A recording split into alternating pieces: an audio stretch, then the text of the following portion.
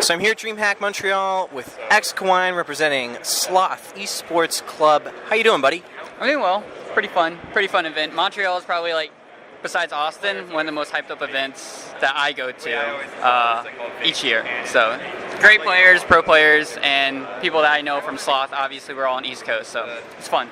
Is it the fact that it's a WCS event and the caliber of players that comes in that's what makes it hype, or what?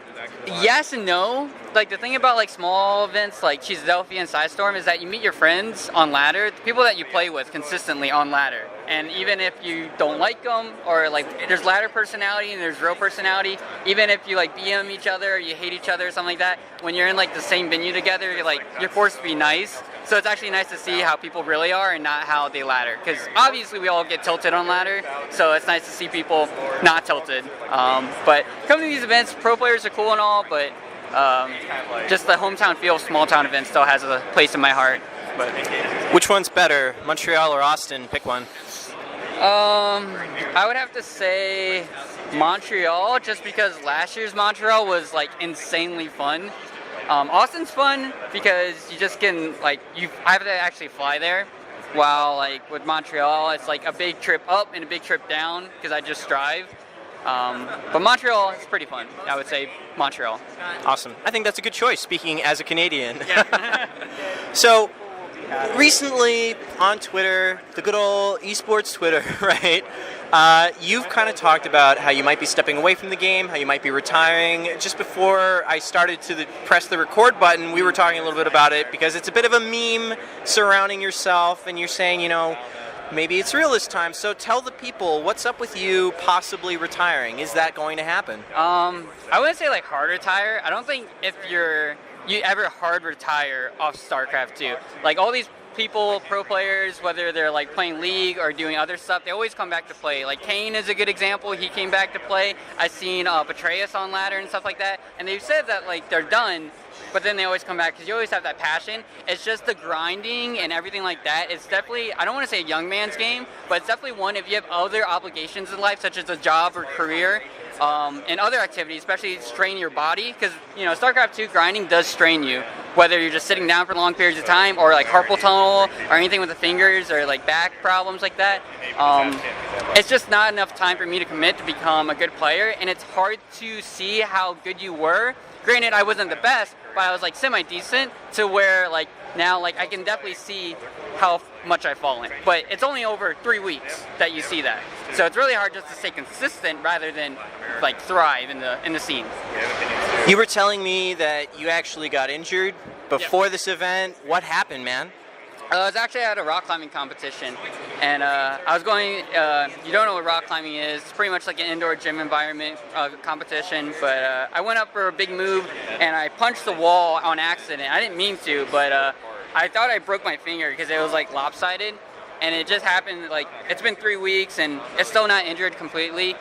I can still rock climb because I just don't use the finger, but obviously with StarCraft, you know, you have to use all your fingers. You can't just have a broken, like, you have a broken finger, you can't play StarCraft. At least at not the level where you want to be playing. But yeah, it kind of makes me rethink, like, is this something I want to do? And like I said before, it's a young man's game. So if you get injured, you know, if you're an older person, I mean, I don't look old. I'm 24, which a lot of people think I'm like 16 or something like that. So, like, I definitely feel it when I get hurt, and it stays with me for, you know, longer than shorter amount of time. It's interesting that you say, you know, esports is like a young man's game, and I'm 24, I'm getting up there, you know. Do you, I mean, like, looking around at the scope of esports, I feel like there are a lot of examples you can pick out of people who are, you know, getting into their 30s now, getting older, and still competing at a pretty good high level. Do you believe that that's just kind of a complete exception to the rule? Do you believe that you have to be a young gun to really excel in the world of esports? No, but yes, at the same time. If you grew up with gaming at a high level, not just like casual level, but like, let's say top, like Grandmaster. Like, obviously, if you're a Grandmaster player in the general perspective, hey, that's really great. You're in the top percentage of the whole people that play the game. But up in that pro area, you're just, or like in that competitive level, you're really nothing, like, statistically, unless you win events or you place well.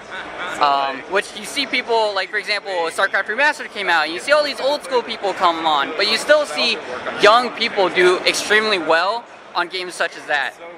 There are people that have knowledge in the basic mechanics of the game, but to be able to do those is definitely, like, if you're older, you can't do it as optimally as you could when you're younger. So if you're stepping away from the game and from really, the grind, what are some of the biggest memories that you're taking away? What are some of the favorite moments in the xKawaiian history? Top off my head, streaming wise, like getting those big donations that like make or let me go to these amazing trips, because like StarCraft 2 events are very fun to be at. They're very fun to compete in. It's very fun even if you're not like coming to compete, just to hang out with people and meet people that are in the scene, because it may not be as big a scene as it was, for example, in 2010 or something like that, but that means that everyone that is in the StarCraft 2 community loves it. There's no fake people that just like, you can't fake love StarCraft. I would say gaming-wise, obviously DreamHack Austin of this year, playing on stage, beating Noni, a very renowned player in Brood War and in StarCraft 2 in the early years. It was really great beating him on stage, manner muling him. A lot of people know me for that. It's definitely, I didn't mean to, but it's funny how people think so.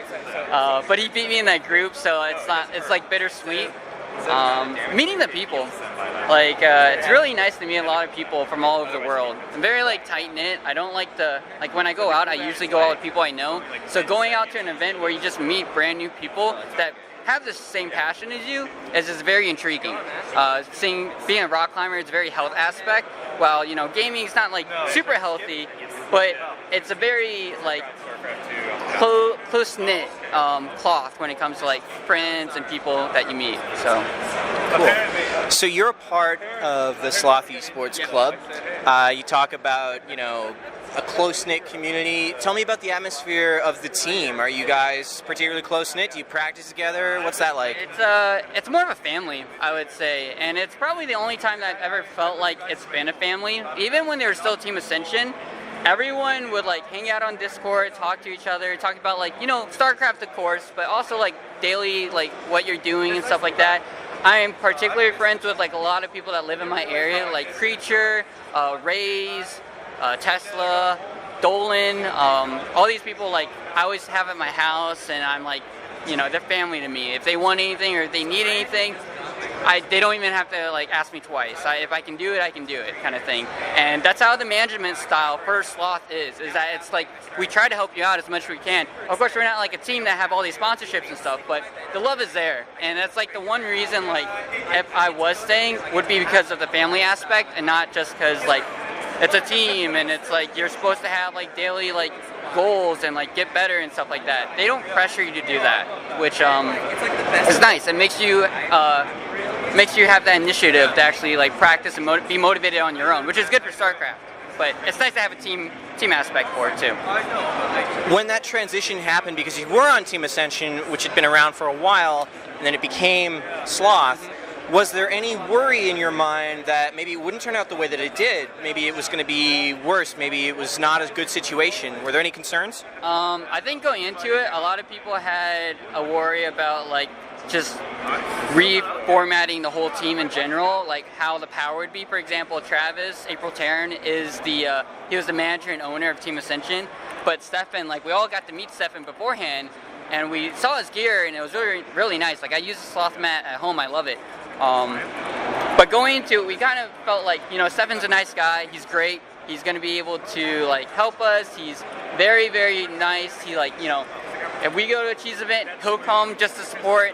He's very, very positive. Even when I play Overwatch with him, I wouldn't say I'm toxic, but I'm pretty negative sometimes with Overwatch. Oh no. And but he's super positive, and it makes me want to be a better overall positive person. So it's like a father kind of concept. But yeah, I would say Sloth, Team Ascension turning to Sloth has been like the best thing for Team Ascension so far. I remember maybe like last year, maybe 2015, you were in the Root House, you did some casting at a Root event, and I really enjoyed your casting. I love the players who can take that role and be really analytical, because they got the game knowledge. Yeah. would you ever maybe go that route rather than, stepping away as a player and maybe being not around? Would you ever try casting? I thought about it. I loved casting when I was at the Roothouse. It was really fun. Katz's personality, I clashed to a point where it's interesting to hear us small talk. Like Katz is very, very methodical. I'm very much very vibrant, and I bring I don't want to say color, but I bring knowledge and personality to the game, while he brings the knowledge of what people are thinking and whatnot. And I'm thinking hey, this is what happening right. I'd be a good shot caller. I think the only people that don't like my casting are people that are very, very into professionalism. I guess nowadays casting is a professional thing, but I remember back in 2010 and 2011 watching games of StarCraft 2, it wasn't like that. It was not very professional. It was semi-professional. You have people we have to go over commercials and stuff like that, but how it started, Day 9, Artosis, Tasteless, they all just started just talking about the game, and that's what casting was, and that's what I like doing with my casting. But I'm not very good with streaming and quality production and stuff like that, but if there was a person that would want to be in charge like that, I've actually thought about maybe trying to cast for Gauntlet or something like that, I would be totally interested for it. I love watching StarCraft 2. I still watch it. I still that's what I do in the morning. I get up, I watch the EU scene. At night when I'm doing other stuff, I watch the NA scene. At super late at night, I watch the Korean scene. I still love watching StarCraft. It's just playing is different. But yeah, I would definitely cast if I got the opportunity to. I think that's a call out there too. It was come on, Gauntlet. Yeah. Come on, pick him up. Come on. I just know Just Jordan, and he's a cool guy, and he's actually offered a couple of times. But yeah, casting is you got to cast with someone that you're friends with or because if there's conflicting personalities, it can be good me and Katz, but it can also be bad where it's you guys don't synergize. Me and Katz were synergized because we lived together for 8 months, so it's we know each other. And I remember the Reddit post, everyone would bash him and say can you stop picking on xKawaiian? And I was fine with it because that's what he does on a daily basis, but it's how he shows his love.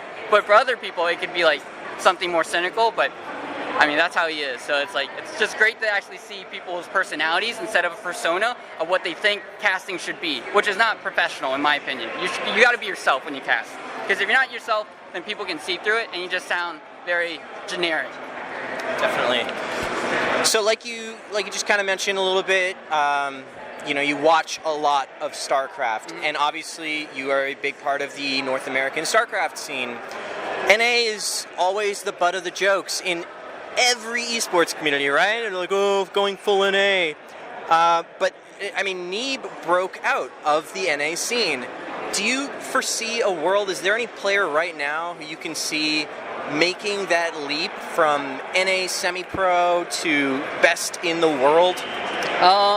In StarCraft 2? In StarCraft 2. Well, it's funny because Major or Special, he's a Copa player. He's in the American scene. He's in the NA scene.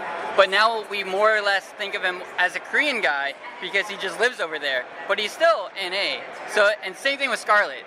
Same thing with Neeb. All these players are considered NA people, but they live in Korea more since that I guess Korea adopted them, and now they're Korean players, quote unquote. There's always the top guys, Kelazur, I would say is a world quality player. He's definitely mid-range, but he's very fun to watch. Masa is definitely one. I mean, I can only say from the Terran point of view because I only watch Terran streams.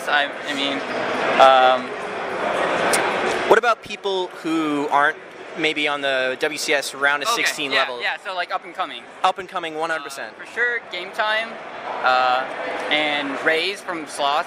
Raze, Game Time, and I mean, Suppy he just got on Sloth, but he's been known around the world as a world quality player. He just doesn't have the time to play. But yeah, Raze, Game Time, and I'm trying to think, there's one more on the top of my head. Anyone that plays Zerg.